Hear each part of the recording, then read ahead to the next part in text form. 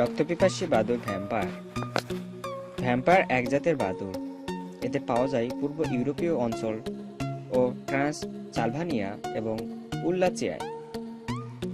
Vampire বাদুড়কে ঘিরে প্রচলিত আছে হাজার রকমের কুসংস্কার এবং ভয়ঙ্কর সব কিংবদন্তি। এদের সম্পর্কে যে লোমহর্ষক কথাটি প্রচলিত আছে তা হলো এরা নাকি মানুষের রক্ত খায়। যাকে পায় তাকে জাপটে ধরে মুহূর্তে চষে নেয় বুকের রক্ত।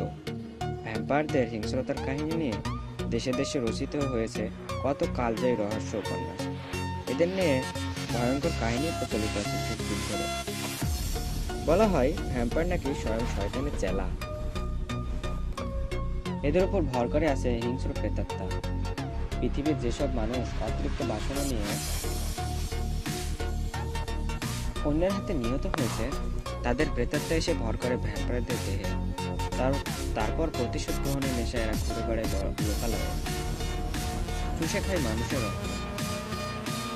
ট্রান্সসালভানিয়াতে ভ্যাম্পায়ার সম্পর্কে প্রচলিত আছে আরো নানা ধরনের কুসংস্কার। ও এদেশের লোকেরা মনে করে ভ্যাম্পায়ার হলো পাপের জীবন্ত প্রতীক। এদের চোখের চাহনি পাপের দৃষ্টি। তাদের বিশ্বাস স্বয়ং শয়তান আসলে বাদকদের মুক্তি ধারণ করে। এটা ওদের প্রকৃত চেহারা নয়। এরা ইচ্ছে করলে নিজেদের মূর্তি বদল করতে পারে। বাদক থেকে হয়ে যেতে পারে নেকড়ে, বাঘ বা অন্য কোনো হিংস্র জানোয়ার। কখনো এরা মানুষের মূর্তিও ধারণ করতে পারে কোনো কুমতলব হাসিলের উদ্দেশ্যে। অনেকে বিশ্বাস করেন এই ভ্যাম্পায়ার শয়তানদের আয়নায় কোনো প্রতিবিম্ব দেখা যায় না। এরা যখন তখন সুযোগ পেলে গ্রামের লোকজনদের ভয় দেখায়। শয়তানগুলো গায়ের লোকদের তার উদ্দেশ্যে কুমারী মেয়েদের উৎসব করতে দাবি করে। ওরা ওইসব কুমারী মেয়েদের রক্ত শোষণ করে হত্যা করে। এরা এতই ভয়ঙ্কর যে কোনো গর্ভবতী মা যদি তাদের ভ্যাম্পায়ার দেখেন তাহলে তার নির্ঘাত সর্বনাশ হবে।